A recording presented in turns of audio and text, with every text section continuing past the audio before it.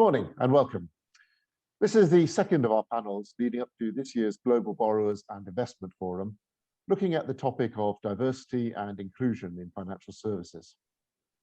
A series of panels and interviews in the week before the forum, followed by an opportunity to discuss these topics on the 22nd of June at the virtual conferences. I think it's clear from this emphasis that we're putting on this topic that it reflects the growing interest in it amongst our delegates, a trend which has been evident at Global Borrowers for years now, but I think one which has both accelerated and perhaps modified by the events of the last year, by the pandemic, by its effect on how we work. And that's one of the topics that I'd like to cover this morning.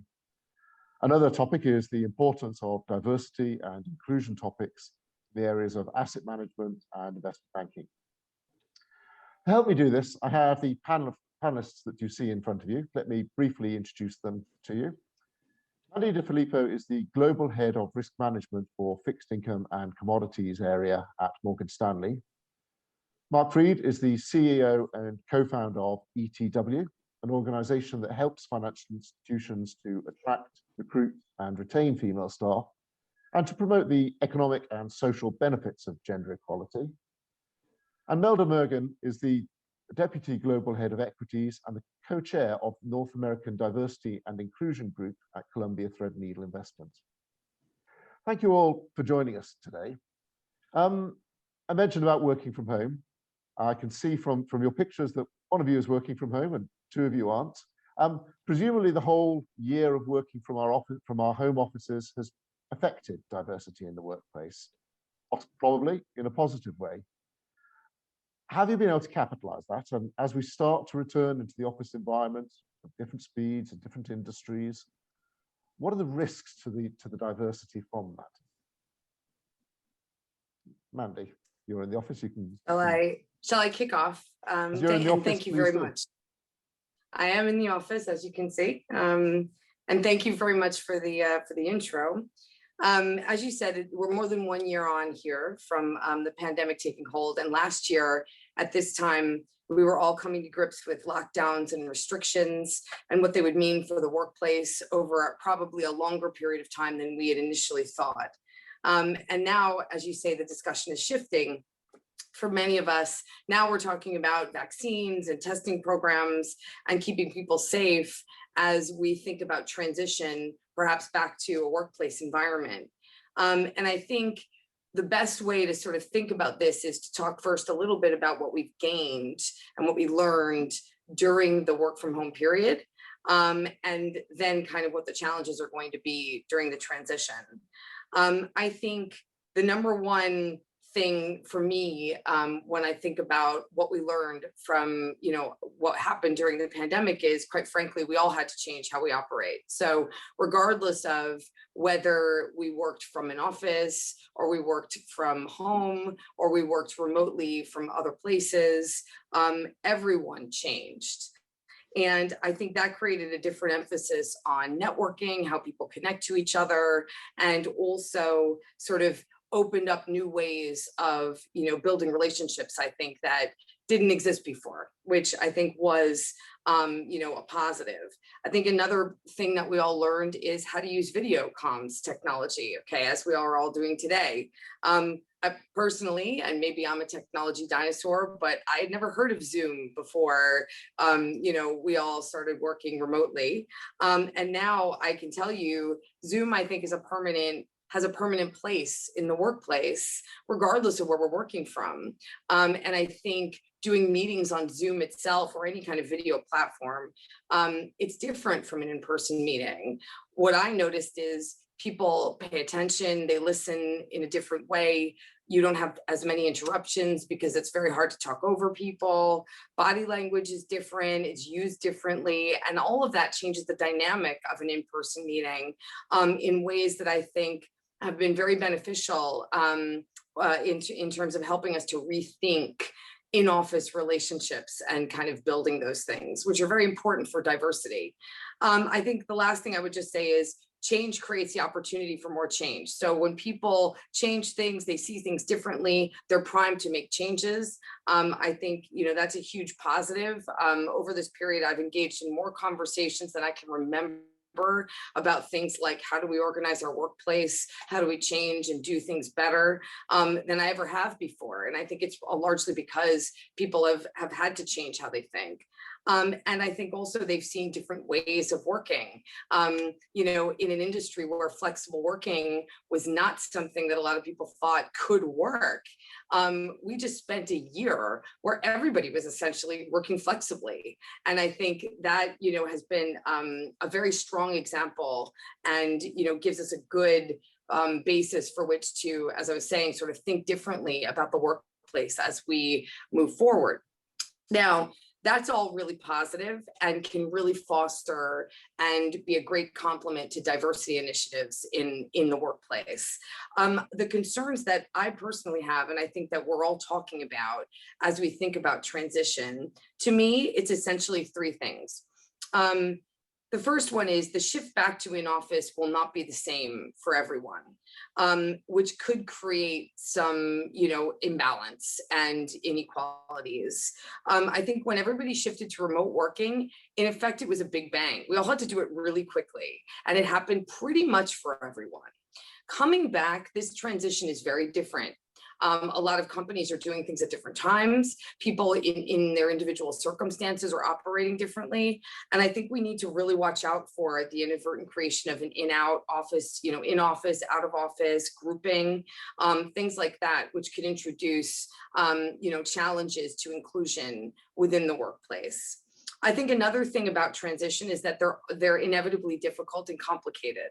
People have gotten used to their working arrangements. Now it's being shaken up again. There are probably concerns around, you know, entering back into the world if you haven't been in it, or having new people enter your environment, no matter where you've been. And I think that can add stress. Where there are stresses in families, that tends to burden, frankly, it tends to burden women or whoever is the caretaker in those families. And I think that means we need to really keep an eye out for kind of mental health, wellness, and other things during this period, which could be a real challenge to diversity. And then finally, you know, again, in times of transition, just as it was for remote working, junior people can be left behind. And I think that's another thing that I know that we're focused a lot on. We've been focused on it throughout the pandemic. You know, a lot of junior people not only had to work remotely, but there are people that have joined firms and never been in the office. And I think that's something that, you know, integrating those people in, figuring out how to bring them in and get them trained. Perhaps they've missed some training as a result of this. I think that's another big challenge that we're all wrestling with. So, you know, I'll stop there, but that's kind of how we've been thinking about this in terms of potential challenges with the transition. Yeah, that's three very, very real problems. The asymmetric shift back to work, the stress perhaps falling more heavily on women and the juniors who've never even met their colleagues. Melda, I'm guessing you're looking at similar problems. Are you coming up with any solutions to those kind of problems? Yes, I mean, similar problems, similar debate in our organization too. I think the solution is going to be continuous communication with your employees and making sure that you're there to listen to their concerns. At the end of the day, though, what drives our decisions, of course, the employee safety, both mentally and physically coming back, but also providing the outcomes and the service that we promise to the client. So for us, for instance, collaboration is a big part of what we do, and it is our strength in terms of creating results for our clients. And we know that part of it that we did during this pandemic remotely was actually texting on, you know, some of the relationships we build. We need to continue to build those relationships. And that's why very important for us to bring back everybody. So explaining the why, I think, is going to be very important from our point of view in terms of addressing the concern of that stress for our employees. And then the other thing that I would say, as Mandy mentioned, it is the existing more new employees was hard during pandemic, but it also created this opportunity for us to be more diverse and less location dependent on the hiring going forward. And that's a great benefit from this experience, but it comes with the risk of not being ready for that type of relationship with the new employees, meaning that hiring somebody not in the office creates a need for a better planning for onboarding, better planning for training. Are we going to ask them to be in the office for a while to build those relationships? Because I think in any type of new relationship, in-person interaction is very important. So all those things from our point of view is about planning, but at the same time, a continuous iteration with what you're learning, because we're going to learn new things coming back and transitioning back to a form of in-office now working arrangements. So that's what we are focusing on. And Mark, you advise large companies on how to retain and develop diverse staff, how to address exactly the kind of problems that Melda and Mandy have been talking about. What are you hearing from people? What are you advising as an approach coming back? Yeah, so I think it's interesting. Just pick up a few of the points that were raised here. First of all, at the beginning of lockdown, this time last year, I think a lot of people thought that everybody's lockdown experience was the same as theirs. And one of the very first things we learned was that everybody's having a different lockdown experience.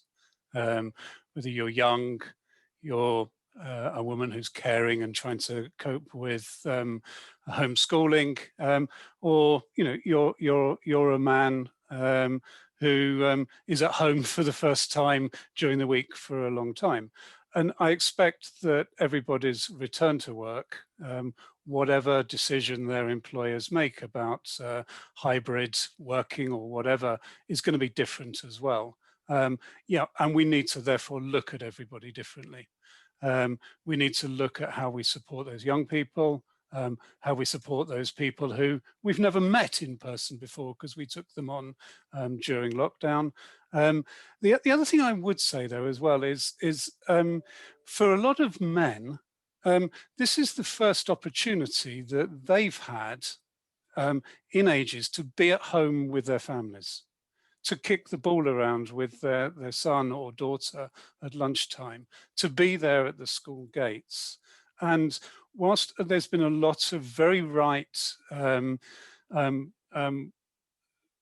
talk about women coping with homeschooling, and I know the burden has been on them, we should also celebrate and role model those men who have actively and really enjoyed this new part of their life of being home with the family, because in that way we're going to promote diversity going forward. Very conscious of that. Sounds extremely positive, but it's also stressful. It's something perhaps which society doesn't necessarily prepare us for as men. We're not used to. You maybe had a very different upbringing to myself, Richard, and maybe some retrainings required there. But I'm fascinated by Mandy, your comments about the risk, I guess, of developing an in and out of office sector of the workforce. Could we have a bifurcation of the people who stay at home and just do the job, and the people who go into the office are present at the necessary times? I think I think the reason I mentioned that is I think there's a danger in, at all stages of, kind of having this in and out, kind of an in and out culture where either people determine that there are certain jobs that can be done, remotely, certain things that quote unquote can't or shouldn't.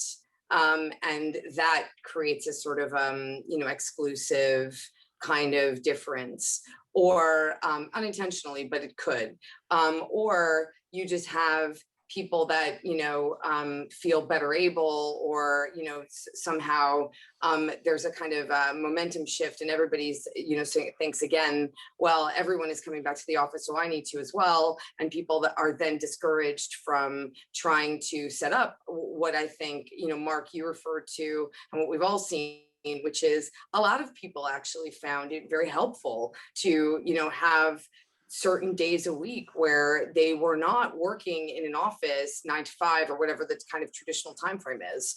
And I think to discourage people from that, where it does work with their role, would be, frankly, a little bit of a tragedy and a step back from where we've come. So I think those are the things to be mindful of.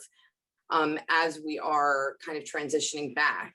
And, you know, I think that in every workplace, at least, you know, speaking for myself, I think we're very focused on it. But these sorts of things, a lot of them have to do with individual circumstance, the way individual people are thinking. And so there's a lot of variables, and that's why it's very important for, you know, those of us who are in leadership and management positions to really track it. Because, you know, I think it's the kind of thing where people can convince themselves almost of what the outcome should be. And in fact, that's not necessarily, you know, going to create the atmosphere or the environment that any of us are really looking for. Richard, I have a real life working from home problem going on here. My wife has locked herself out of the house. Do you mind if I just take 2 minutes to go and open the door? I do apologize. Hang on a minute. That's absolutely fine. I think one of the benefits of this has been we have got to see each other's home lives. I've met colleagues, children for the first time online. It makes it very real for a lot of us. And I agree with Mandy. Before pandemic, this was the stigma about working from home for everyone, that they were missing something in the office. And it would be very backwards, to Mandy's point, if we go back to that perception. And as leadership teams in the organizations, we need to make a commitment to work this, you know, environment, create the ecosystem, being able to plug in from wherever you are. And it can be another office too. It doesn't have to be home, people traveling or doing different things. So meeting setups will be, I think, totally important to continue with this best practices, bringing best of the both worlds. Yeah. And you know, there are other benefits as well, which is quite interesting. You know, I think even where everybody's in an office, one of the things that we've noticed about, I think I mentioned the sort of, you know, video conference, or, you know, kind of the individual video screen functionality that we now have on these different platforms. You know, the operating committee for my division is international. We have, you know, it's not a huge group, but we run the division globally, and people are in every, you know, it's in London, in Hong Kong, here, Japan. And we all voted to keep it on the video platform, because we found that actually having everyone with their own individual functionality was a lot better from a communication perspective, and actually avoids this, you know, everyone's in one room and you have the video conference camera, which is what we used to do, and kind of meant that groups of people were missing the in-room dynamic. So I actually think that there's some big positives we can gain, you know, from learning, you know, how we operated during this period, even without, you know what I mean, that even that don't have to do necessarily with flexible working, but could facilitate it. We could easily do the entire panel on working from home. I could see that. Maybe we should do that sometime. But I want to talk more generally about diversity and inclusion initiatives, and I always like to be practical and concrete. Just wondering if you could perhaps share with us specific initiatives that you've put in place that you think are a good precedent and might be useful for other companies. Melda? Sure.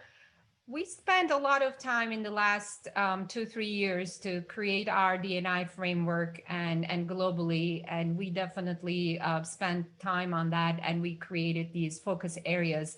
For the last, I would say 12 months, our focus turned into measurement of those objectives and goals. And that was a big initiative for us to not only look at internally, but externally too, and not limit ourselves with only our industry, but looking at other industries to benchmark ourselves where we want to be. So that initiative, I think, for us is very important, and generally, because we believe usually what you measure is what it gets done.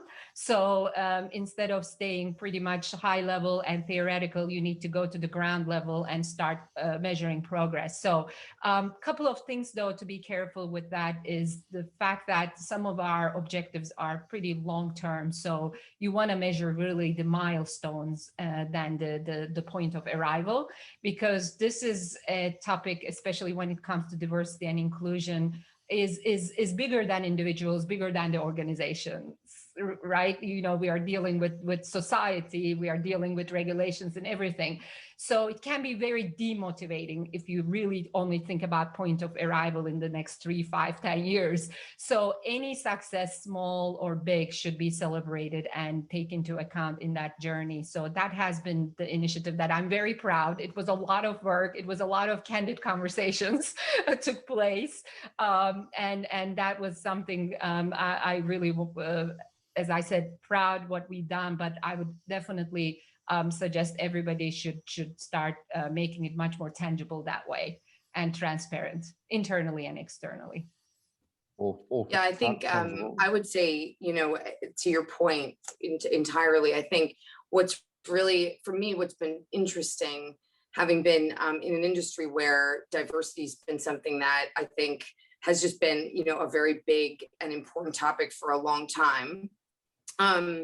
You know, one of the things that I've noticed, you know, in our firm, but I think in many firms across the industry, is the need to approach diversity from several different, you know, sort of several different angles, if you like, in order to really tackle the problem. And one of the angles is the one that you mentioned, which is around, you know, sort of more granular reporting and transparency.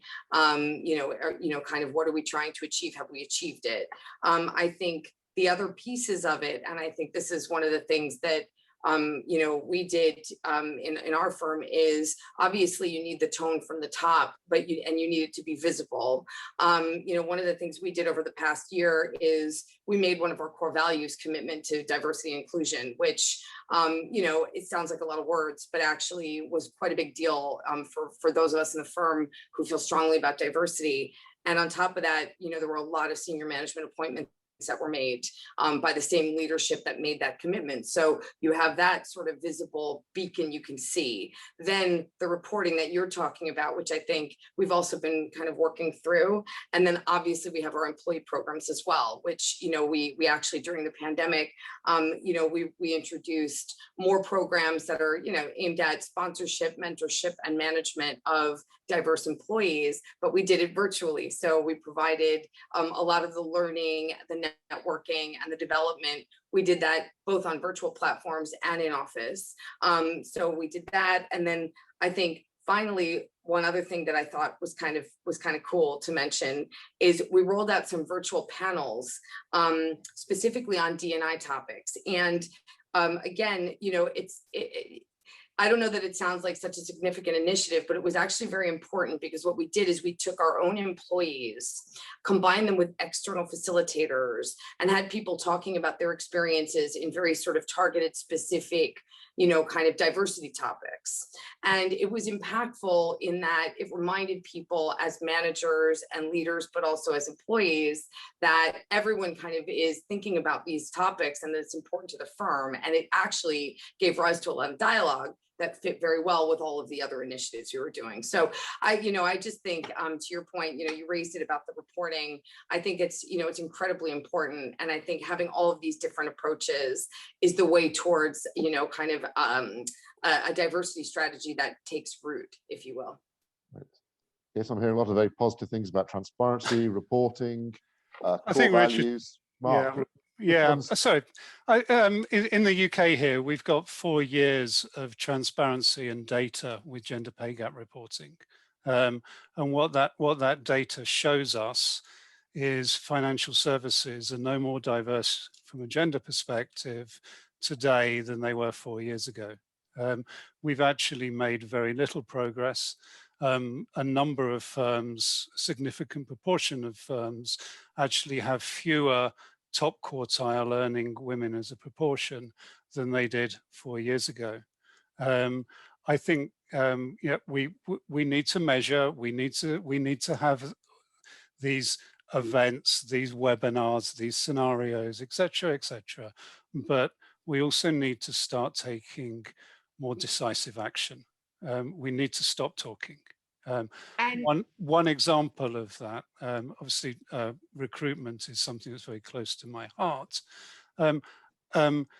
So often in experienced and senior hire recruitment, over 30% in some organizations is still done through the old boys club. You can't get your daughter, your grandson, your neighbor's child onto your graduate schemes, but you can hire your best mate from university as an MD. Too often then, if things do go through a recruitment process, diversity and inclusion and diverse candidates are left till last, not first. We should actively be going out and finding right up front diverse candidates for senior roles within our firms. Once we've found the diverse candidates, because we want the best person for the job, we can then look for non-diverse candidates. In doing that, some of the firms that we've worked with have taken over a 10% increase in the proportion of senior women in their organizations over a few years. And it's purely because, and they're hiring the best candidate for the job, but they're finding her.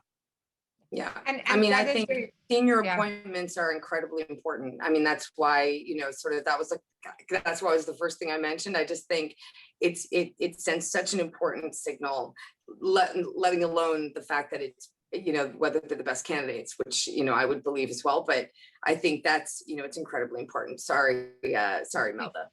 No, but that is the scope of the measurement that I was talking about, Mark, in terms of the steps into those goals needs to be measured very closely. So as you suggested, hiring is a big part of what we set as benchmarks for ourselves internally, and making sure that we have a pointed action item and measured at the end to achieve that. Yeah, I think I would ask you both to make sure that your firms are putting diverse hiring in front of time to hire and cost of hire when recruiting, because many firms aren't.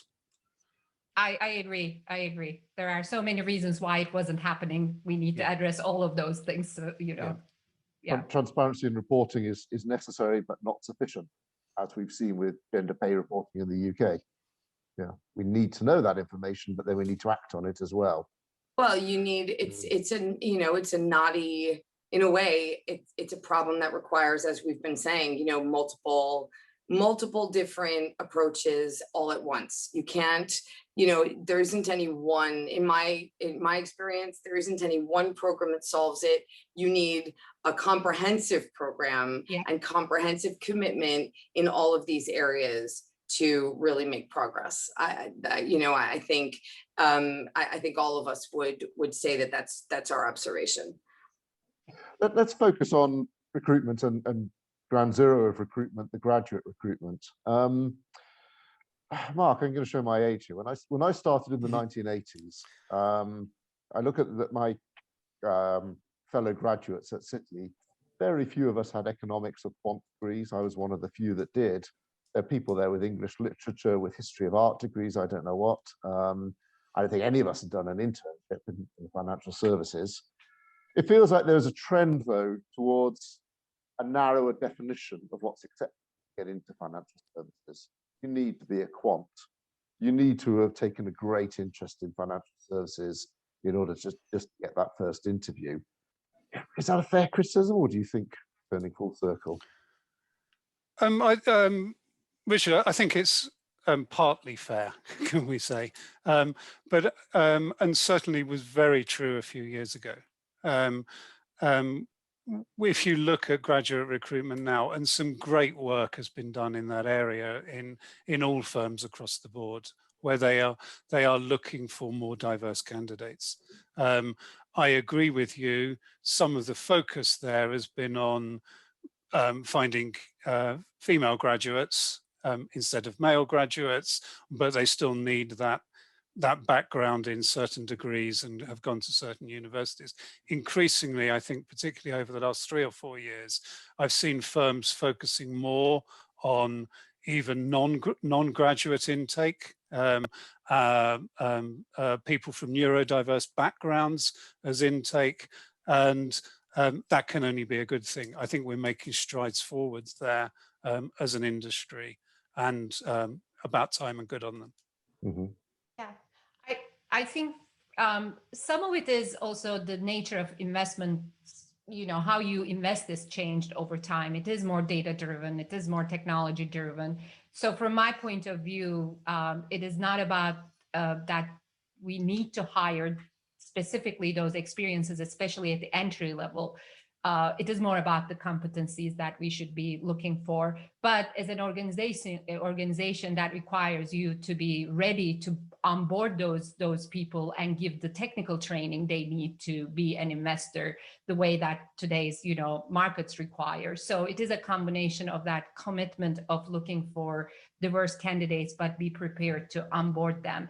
And then when it gets to the experienced positions, I think to Mark's point, you need to be very intentional to go for the diverse pool and sourcing and open search, not word of mouth, because if you go with word of mouth, you're dealing with the structural disadvantages. And then there are ways, techniques, we know you need to think about how you write your job description. Again, for instance, in our organization, we don't have preferred requirements anymore, which was the way we were narrowing for an experienced, candidate. If you have 10, 15 years in the industry, why do I have a certain, bachelor, degree requirement or MBA or other things? You already have the experience. So there are things we need to do along the way of that spectrum. But I think, as I say, as an organization, you also need to be ready to set these people for success when they come into the organization with different backgrounds.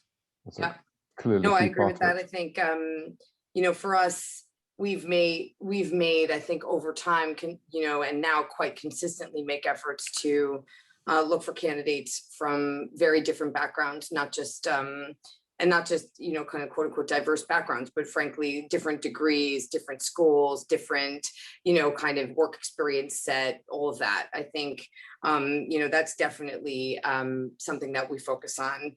And, we have programs aimed at recruiting grads and other students that don't have finance background. So, I think that's pretty, that's all pretty consistent. One of the programs that we recently rolled out also as a pilot is aimed at recruiting experienced professionals, and here in America, it's experienced Black professionals in particular who have work experience outside of financial services, and that is, that's our effort, in an effort to kind of really unlock this group that we think could really benefit us a lot in bringing in much more sort of diverse, high quality talent that maybe isn't kind of coming in through traditional recruiting. So I think we're, very much interested in expanding that scope and, looking for much greater diversity in our workforce, in fact. And what sort of level is that aimed at? That's even above, essentially that's at people with work experience. So, even at the associate and VP level. And we're basically offering them training when they come in the door. So anything that they need to learn in order to do the actual finance job, we're teaching them here. And the effort is, and frankly, the acknowledgement is that having people come from different backgrounds can be incredibly beneficial in terms of providing us better ability to serve clients, kind of unlock potential in different ways, be more innovative, all of the things that people talk about as, big benefits to, diversity generally. And I think, we're sort of seeing those benefits here. So it's something that we're incredibly proud of. And I think just gives you an idea of, kind of the lengths that we're going to try and truly diversify at multiple levels in that recruitment process. Sounds like a fascinating initiative. If it can be made to work right, that sounds excellent. Yeah. We've only got about 15 minutes left. I would like to move on, if I can, a little bit to the investment flows, the decision process. I think in general, we talk a lot at these conferences about ESG.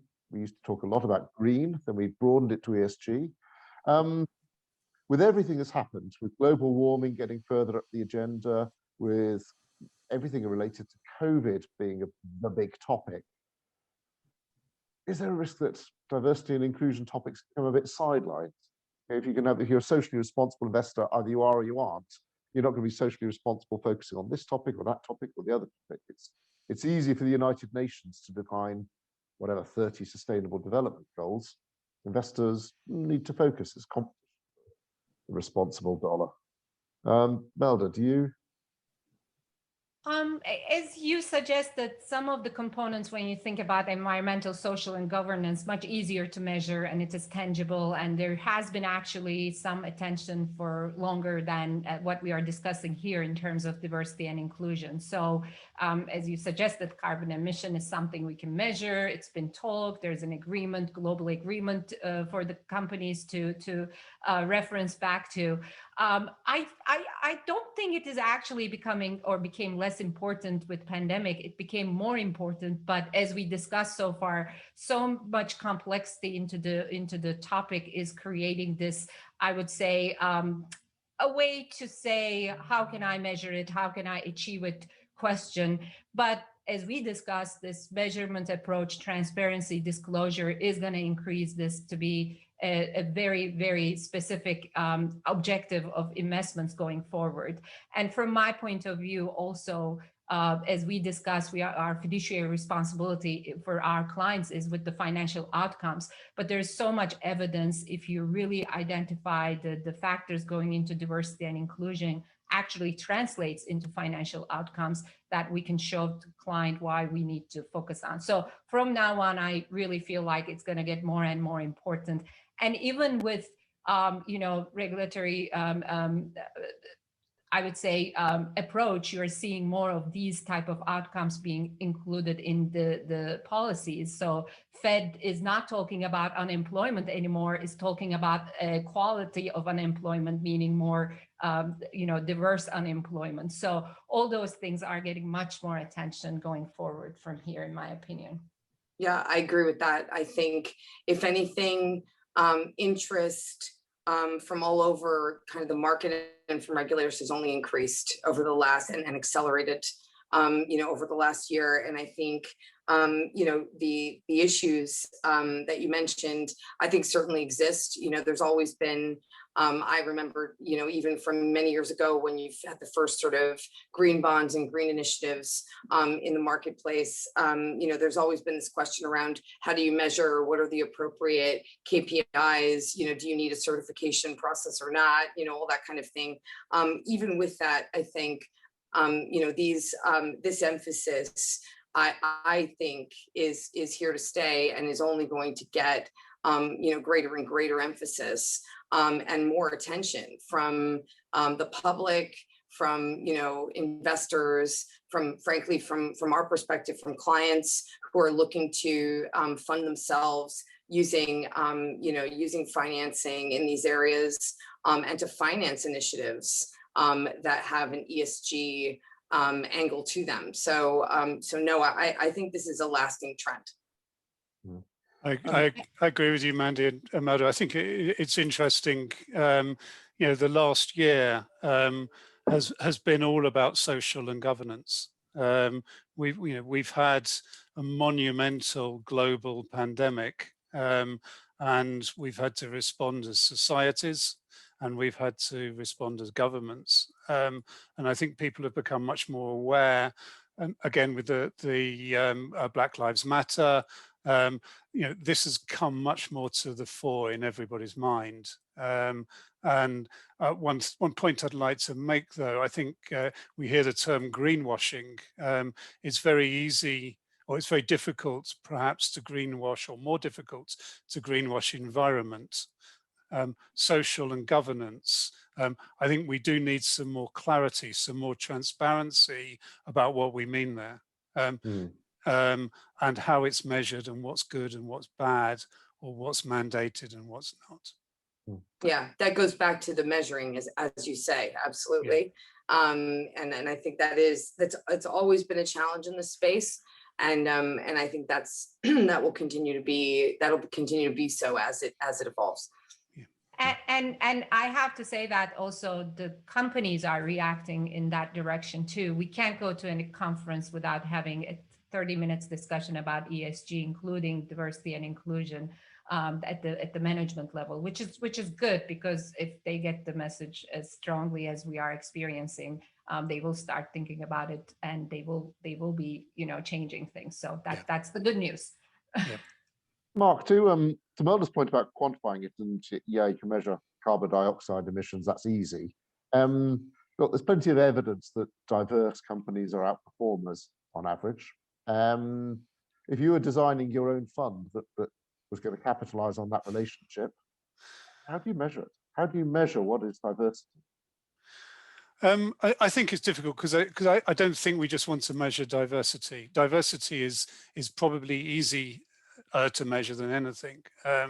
You can measure gender diversity in a firm really easily. Obviously, there are different privacy laws around the world, but measuring other forms of diversity are relatively easy if they are allowed and if people want to share their diverse characteristics. What is more difficult, but probably even more important in some ways, is how inclusive an organization is. It's no good us having a really diverse workforce and then expecting them all to behave in a certain way. We need to be inclusive. How you measure inclusivity? Frankly, you need to ask somebody better qualified than me, but I think that is the important measure, how we do that. And maybe the industry needs to come together, as it has done in many times before, to define standards. My own background is in messaging. The industry defined messaging standards between themselves.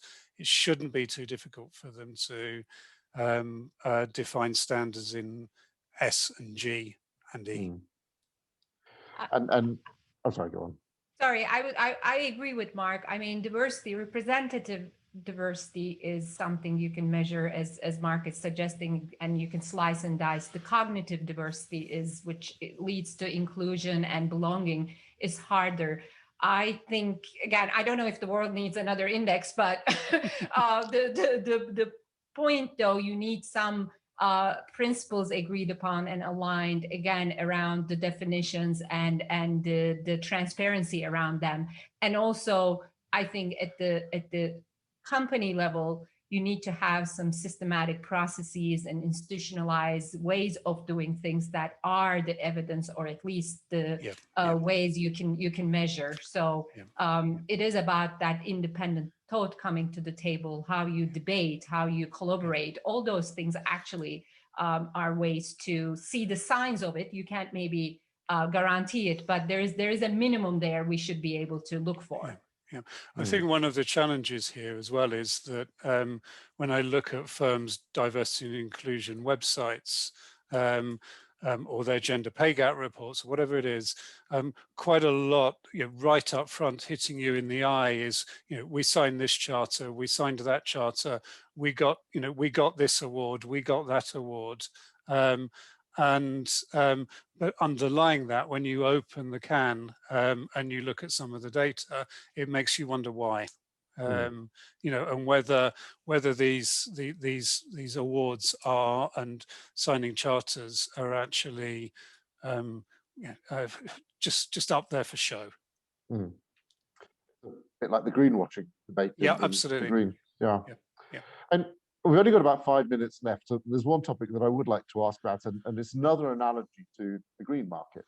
Now, the purity of green bond principles and all that is great and well understood, but the reality of it is that a lot of the time we have to work with oil companies. We have to work with companies that are working in fossil fuels in order to help them transition.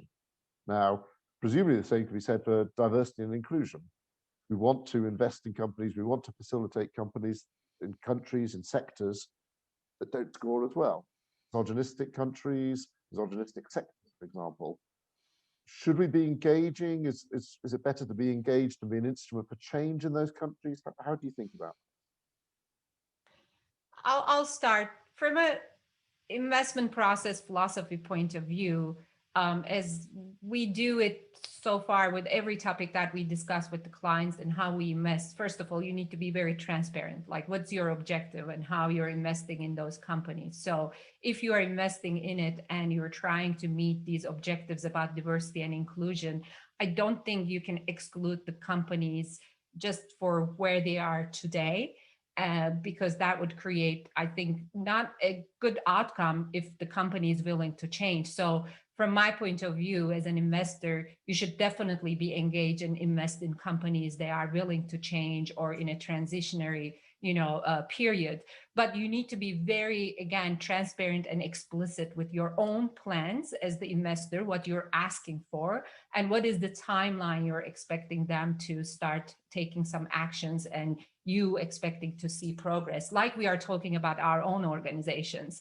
And once you set that roadmap, I think it is okay to invest in those companies and in those opportunities, but you have to have a self-discipline if they don't live up to their, your expectations, and then definitely find other opportunities that meets the objective of the financial, outcomes and the values of the client.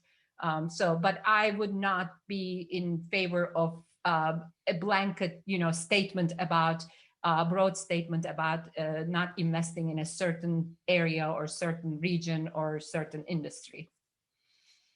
Mandy? Yeah, I mean, I think I just from kind of from the more sort of client or rather, kind of primary market or banking side, I think, and kind of saying a similar thing. I think all firms at a certain point face questions of ethics and principle. I mentioned that, we have core values, a lot of firms also do. And obviously one of our core values is commitment to diversity and inclusion, as I mentioned. It's sort of, we would always do a facts and circumstances determination in relation to all of our business and all of the clients we do business with, balancing a lot of different things around, and fundamentally looking for the question, is this the right business to be in? Are these the clients that we want to be working with? And is this right based on how we want to run our company? And I think, it's incumbent upon all firms to do that. I think all firms do that, and they take these decisions on a regular basis. We all have groups of senior people who are really smart, focused, and they look at these kinds of issues all the time. At our shop, we call it a franchise committee. I think, and I know that our investor clients have similar groups looking at things like that. So I think I would just say that, it really is up to us to make sure that we're doing that and we're doing it actively, and that, certainly as things progress and move along, that, we do as well, right? And that our point of view does that too. But I think that's how we would look at your question. Thank you. And thank you in general. I think we reached the limit of our 50 minutes for the panel. We could be talking a huge amount more. I've learned an enormous amount. It's very thought-provoking. So thank you, Melda, Mark, and Mandy, for all of your contributions today. And thank you for watching this event. If you haven't already seen it, the panel run by Morgan Davis of GlobalCapital Asia is available to view online now. Her panel is also looking at diversity and inclusion topics, but with the help of some representatives of the global IFRs and regulators. We've also got available online interviews around this topic with Joe Keefe, President of Impact Asset Management, and Anita Angelovska-Brzozowska, the Governor of the National Bank of North Macedonia. Please take the time to look at those. And please also join us for a live discussion on these topics and an opportunity to ask all of the panelists that you've seen any questions and to discuss the topics that have come up in this series on Tuesday, the 22nd of June at 14:45 CET, 13:45 London time. Until then, thanks once again to my panelists today. Thanks for watching, and goodbye.